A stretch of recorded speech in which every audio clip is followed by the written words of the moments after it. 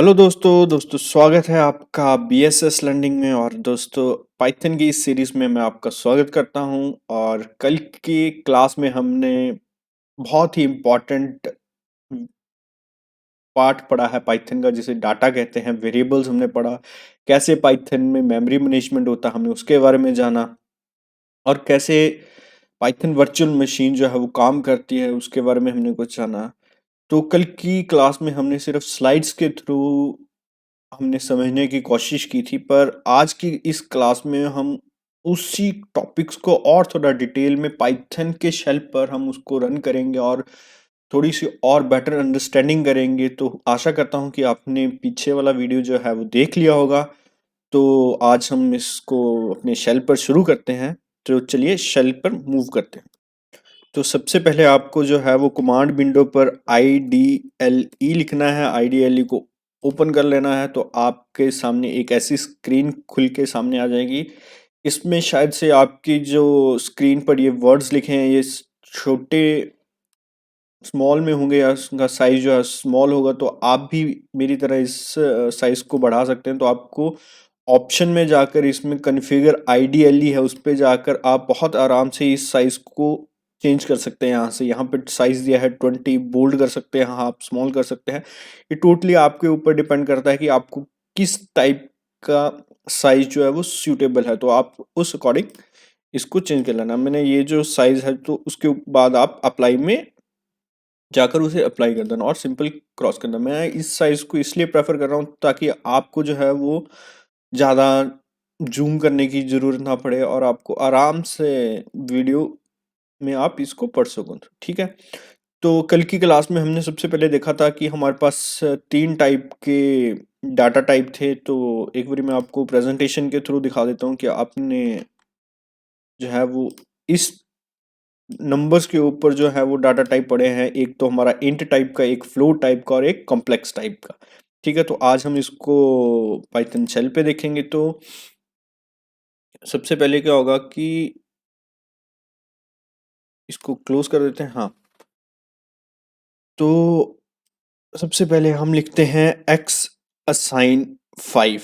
ठीक है। अब हमें पता है कि 5 जो है वो एक इंट टाइप का डाटा है और ये x जो है वो एक वेरिएबल है। तो हम जानना चाहते हैं कि टाइप जो है वो x का क्या है, ताकि हम कंफर्म हो सकें कि हाँ जो x का डाटा टाइप है वो इंट ही है। तो हम इसके लिए हमारे पास एक छोटी सी कमांड है टाइप, और ब्रैकेट को ओपन करेंगे और इसके बीच में x लिखेंगे और उसको ब्रैकेट को क्लोज कर देंगे और उसके बाद हम एंटर दबाएंगे। तो आप देखिए वो दिखा रहा है क्लास इंट।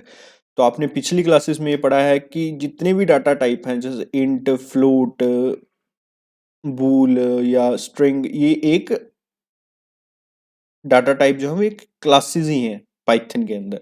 तो देखो अभी हमें पता लग गया कि x जो है वो 5 मतलब एक इंट टाइप का है। ऐसे सिमिलरली अगर हम करते हैं y इज इक्वल टू 5.5, है ना। तो अभी हम इसका टाइप जानते हैं कि इसका टाइप क्या है y का। तो हम देखेंगे कि ये जो है वो एक फ्लोट टाइप का डाटा है। तो ये देखिए आपको पता है कि फ्लोट टाइप का कौन सा डाटा है, जिसके आगे हमारे पॉइंट्स के आगे कोई भी वैल्यू होगी उसको हम बोलते हैं ये फ्लोट टाइप का डाटा टाइप है। ठीक है। सिमिलरली अगर हम z लिखते हैं और उसमें लिखते हैं राम जी, और हम इसका डाटा टाइप चेक करने की कोशिश करते हैं, तो सिंपल हम z और ब्रैकेट्स के अंदर हम लिख देंगे जेड। और तो उसका हमारे को ये पता लग गया कि ये हमारा जो है वो एक स्ट्रिंग टाइप का डाटा टाइप है। ठीक है। तो इसके बाद अगर हम और एक अपना जो है ए नाम का वेरिएबल बनाते हैं और जिसमें हम रख देते हैं 9+7J।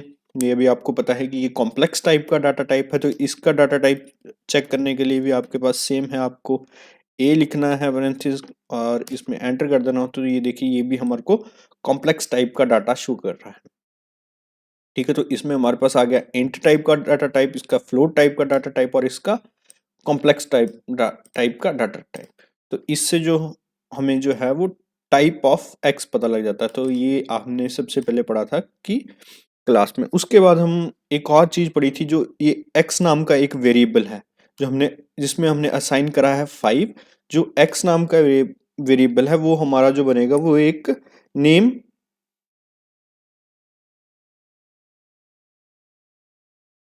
Name stack space stack में बनेगा, और जो हमारा ये 5 है वो हमारा बनेगा प्राइवेट हीप स्पेस में।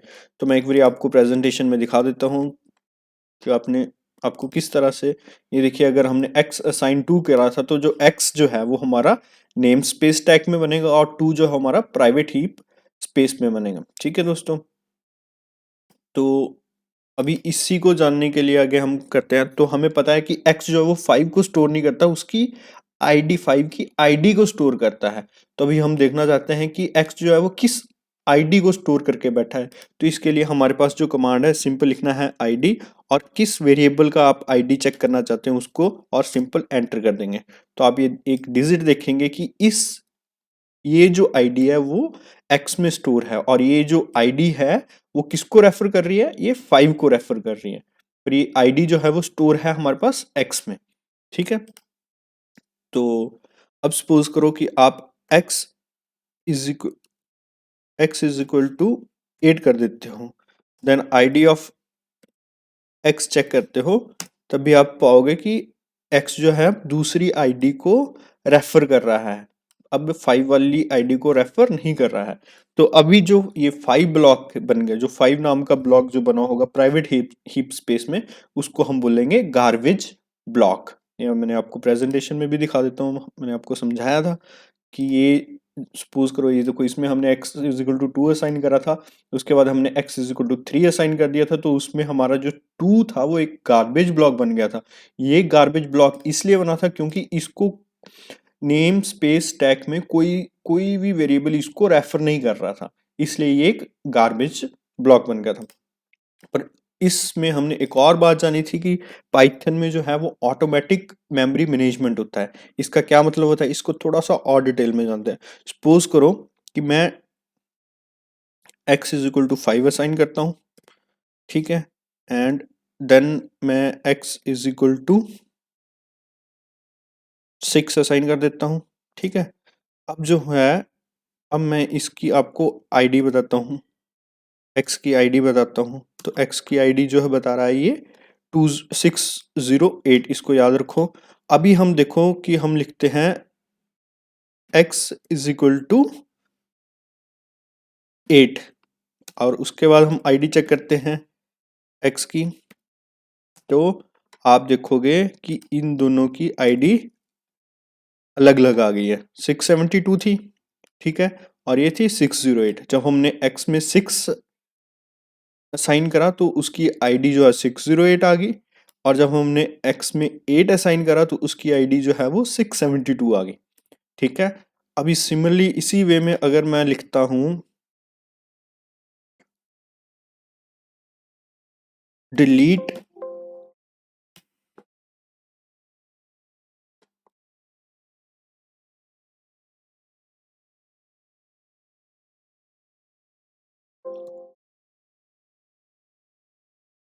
डिलीट x कर देता हूं, तो इसमें क्या हो गया, हमारे पास हमने x को जो है वो डिलीट कर दिया, मतलब x को डिलीट किया है। तो अभी अगर हम एक और चीज देखते हैं कि अब हम y में 8 असाइन कर देते हैं, y इज इक्वल टू 8। तो मैं रुको, इसको आइडियली को दोबारा से ओपन करता हूँ, थोड़ा सा हमें दिख नहीं रहा है। तो सपोज करो कि हमने x इज इक्वल टू 8 करा था, और उसके बाद हमने आईडी चेक करी थी x की। ठीक है, अब हम क्या कर रहे हैं, y इज इक्वल टू, अब हम सीधा डिलीट कर देते हैं x को। ठीक है, तो डिलीट कर दिया x को, और y में हम 8 असाइन कर देते हैं। अब हम आईडी चेक करते हैं y की। ठीक है, तो अगर अभी आप देखोगे कि पहले भी ये वाली आईडी भी सेम है और ये वाली आईडी भी सेम है। तो हमें आपको बताया था कि जब आप डिलीट x करते हैं तो आप सिर्फ x को डिलीट करते हो, इसमें जो वैल्यू पड़ी है उसको आप डिलीट नहीं कर सकते। इसको जो है वो पाइथन ऑटोमेटिकली अपने अकॉर्डिंग, जब उसको लगेगा कि मुझे ज़रूरत है मेमोरी की, तब वो देखेगा कि मेरे गार्बेज ब्लॉक कौन कौन से हैं, तो उनको ऑटोमेटिकली डिलीट कर देगा। तो ये वाली इसीलिए एक फीचर है हमारे पास पाइथन में, जो हमने थर्ड फीचर पढ़ा था, automatic memory management in Python. तो इससे आप समझ गए होंगे कि ये जो आप डिलीट कर रहे हो वो सिर्फ एक्स कर रहे हो, जो एक्स जो है वो एक वेरिएबल है जो एक नेम स्पेस स्टैक में बना है, पर आप 8 को आप डिलीट नहीं कर पा रहे हो, वो आपके पास ऑप्शन भी नहीं है, क्योंकि 8 जो है वो आपका प्राइवेट हीप स्पेस में बना है, जिसको आप डिलीट नहीं कर सकते। पाइथन जो है वो ऑटोमेटिकली खुद डिलीट कर सकता है, आपके पास ऐसा ऑप्शन नहीं है।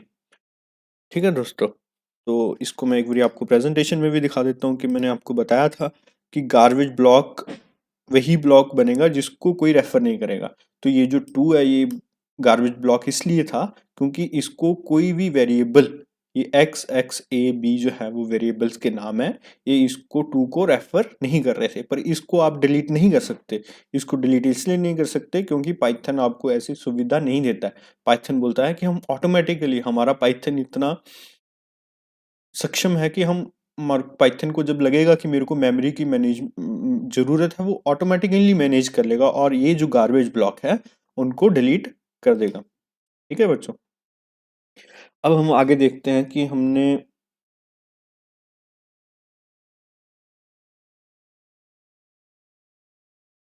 अब जो है हमने देखना है कि हमने वेरिएबल्स के नाम कैसे लिख सकते हैं। तो हमने एक बात को याद करना है कि वेरिएबल्स के नाम जो हैं वो हमारे नंबर से स्टार्ट नहीं हो सकते, उसका हमेशा एरर आएगा। हम लिख देते हैं वेरिएबल का नाम 8a।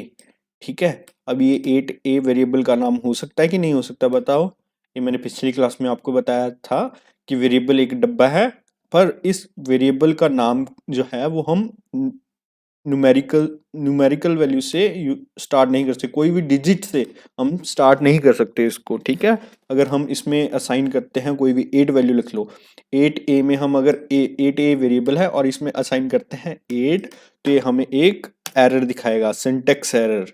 ठीक है, इनवैलिड डेसिमल लिटरल, इसका मतलब ये है कि हम 8 जो है स्टार्टिंग में यूज नहीं कर सकते। ऐसे आप ए ए 8 कर सकते हैं, बिल्कुल कर सकते हैं। हम अल्फ़ाबेट से शुरू होने वाला कोई भी वेरिएबल का नाम रख सकते हैं। तो ये असाइन हो गया विदाउट एनी सिंटेक्स एरर। ठीक है बच्चों, अभी आपको बताया था कि अंडरस्कोर से भी आप अपने वेरिएबल का नाम शुरू कर सकते हैं। तो इसमें डाल के देखते हैं, तो इसमें कोई प्रॉब्लम आ रही है? इसमें भी बिल्कुल प्रॉब्लम नहीं आ रही है। ठीक है बच्चों, एक और आपको बताया था कि आप कोई भी स्पेशल कैरेक्टर का यूज करके पाइथन के वेरिएबल का नाम नहीं रख सकते। तो इसमें भी आपको प्रॉब्लम नहीं आ रही। अभी आप जो है इसको प्रिंट करते हैं ऐश ए की वैल्यू, तो क्या दिखाएगा आपको? ये जो है आपको प्रिंट, हाँ। अभी हम इसमें एक और कॉन्सेप्ट समझते हैं कि हमने अगर कोई प्रोग्राम लिखना है तो वो कहाँ से लिखना है। तो आपको सबसे पहले फाइल पे जाना है, फाइल पे जाकर न्यू फाइल को ओपन करना है और उसमें आपको ये अनटाइटल नाम का मिल जाएगा, तो आप उस पे अपना प्रोग्राम लिख सकते हो। तो सपोज करो कि आपने टू नंबर्स को ऐड करने का प्रोग्राम बनाना है, A is equal to 2, suppose करो B is equal to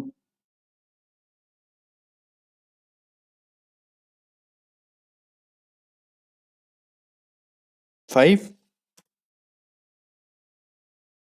then C is equal to A plus B. ठीक है, प्रिंट फंक्शन के बारे में अभी आपको मैंने बताया नहीं है, तो इसलिए आपने बिल्कुल नहीं डरना। अगली क्लासेस में हम देखेंगे कि तो उस कि इस प्रिंट का क्या मीनिंग होता है। ठीक है, ये अगली क्लास में हम देखेंगे। तो इसको सिंपली जाके रन करना है, रन मॉड्यूल पर जाकर, और ये बोलेगा कि source must be save, okay to save, then okay to save. Then आप किसी में भी ले सकते हो। तो सम, आपको याद है कि आपको हमेशा py फाइल से ही पाइथन की प्रोग्राम को सेव करना है, इस बात का हमेशा याद रखना और इसको सेव कर देना। ये रिप्लेस, क्योंकि इसमें मैंने पहले से एक प्रोग्राम बनाया तो इसमें कोई ऐसी दिक्कत की बात नहीं है। तो इसने सम दे दिया 8 7। ठीक है, तो आपका जो है आप देखोगे कि 5 + 2 जो है वो 7 होता है, तो इसने 7 दे दिया। ठीक है, ऐसे ऐसे ही अब हम देख सकते हैं कि हम जो है वो हैश हैश से अपना वेरिएबल का नाम यूज कर सकते हैं। तो प्रिंट हैश ए, इसको अगर हम रन करते हैं वो क्या कर देते हैं, वॉज नेवर क्लोज, तो ये भी हमें एक एरर दिखा रहा है। ठीक है बच्चों, तो उसके बाद आगे हम देखते हैं, तो आगे हम देखते हैं कि हम एट द रेट ए से हम वेरिएबल को डिफाइन कर सकते हैं, बिल्कुल डिफाइन नहीं कर सकते हम वेरिएबल का नाम। तो अगर हम एंटर मारेंगे तो ये भी एक एक सिंटेक्स एरर आ जाएगा। ठीक है बच्चों, तो अभी हमने इसमें देख लिया है कि क्या कौन कौन से एरर हैं वेरिएबल के नाम जो हैं वो क्या हो सकते हैं और क्या नहीं हो सकते हैं। ठीक है, तो अभी एक और टाइप का हमने डाटा हमने देखा था कि सपोज करो 8 इज ग्रेटर देन 9। देखो, आपको अगर इसके बारे में नॉलेज नहीं है तो मैं बता देता हूँ कि जिस साइड को खुला होगा उसको हम बोलते हैं कि ये बता रहा है कि ये बड़ा है। ठीक है, उसको लेंगे। जैसे अगर इस साइड को होगा तो उसको बोलेंगे कि 8 इज ग्रेटर देन 9। अभी देखो ये 9 की तरफ खुला है, इसका मतलब ये सिंबल बता रहा है कि 9 जो है वो ग्रेटर है 8 से। तो ये ट्रू है कि फॉल्स है, तो ये एक ट्रू है, बिल्कुल ट्रू है। ठीक है, तो ये किस टाइप का डाटा टाइप है, ये हमारे पास बूलियन बूल टाइप का डाटा टाइप। ठीक है, तो इसी तरह अगर आप लिखते हो 8 इज ग्रेटर देन 9, तो ये फॉल्स दिखाएगा।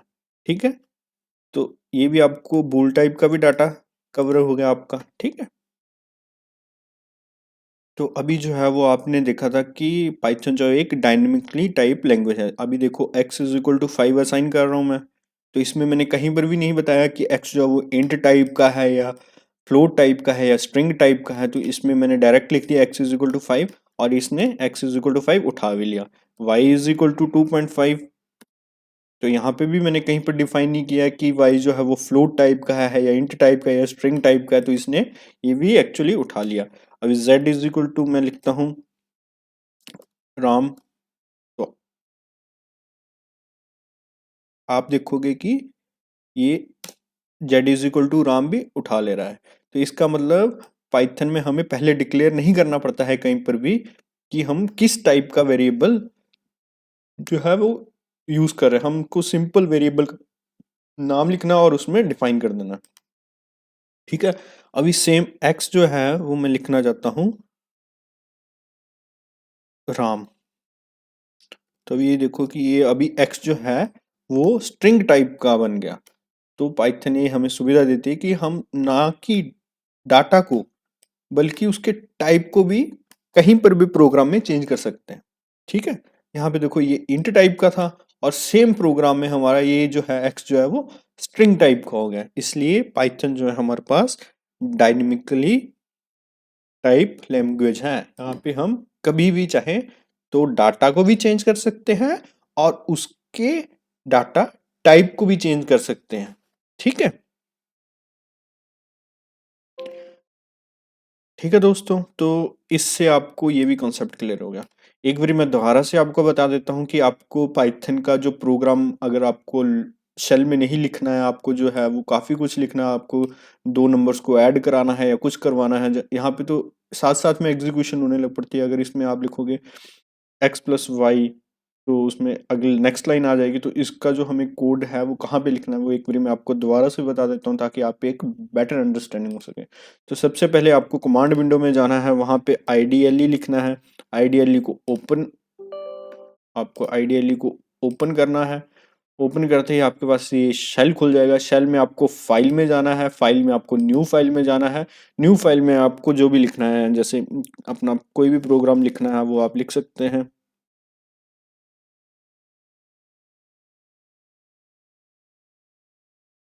आपको अभी इसमें बिल्कुल ध्यान नहीं देना है कि इस प्रोग्राम का क्या मीनिंग है। ठीक है,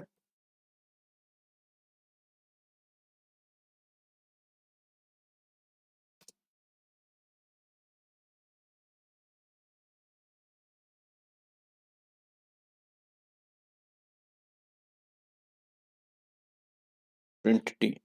तो इसको आप सिंपल रन में जाएंगे, इसको वो ऑटोमेटिकली सेव का ऑप्शन मांगेगा आपको, जो है वो इसको मल्टीप्लाई करके पाइथन एक फोल्डर बना लेना अपना, पाइथन प्रैक्टिस करके कोई भी बना सकते हो आप, और उसमें जो है वो कुछ भी लिख सकते हो, पर उसकी जो एक्सटेंशन है वो आपको डॉट पी वाई ही देनी है, ठीक है। और उसको आप सेव कर लोगे और वो ऑटोमेटिकली जो है वो एक एरर दे देगा। ये एक्चुअली एरर क्या दिया है, सबसे पहले आपको इस बारे में नहीं लिखना है, क्योंकि प्रिंट जो है वो प्रिंट स्पेलिंग मिस्टेक हो गई, प्रिंट होता है प्रिंट।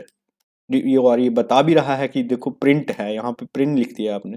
तो हम इसको जाके चेंज कर देते हैं, इसको टी लिख देते हैं और इसको दोबारा से रन कर लेते हैं। तो आपका जो है वो आंसर आ गया 12 and 35। ठीक है, अगर यही चीज़ हम इसमें पाइथन शेल में करना चाहेंगे तो शायद नहीं कर पाएंगे। आपको दिखाता हूँ, b is equal to 8, c is equal to a plus B, तो वो और t is equal to a into, तभी आपको प्रिंट c करना है। तो आप देखोगे कि ये साथ साथ में रिजल्ट दे रहा है, पर अगर आप चाहते हो कि आप दोनों को रिजल्ट प्रिंट सी और प्रिंट जी, इसमें सी और डी का जो प्लस है और जो मल्टीप्लाई करके है वो एक ही लाइन में लिखो, तो ये पॉसिबल नहीं है, आपको एक एक करके इनको लिखना पड़ेगा। पर अगर आप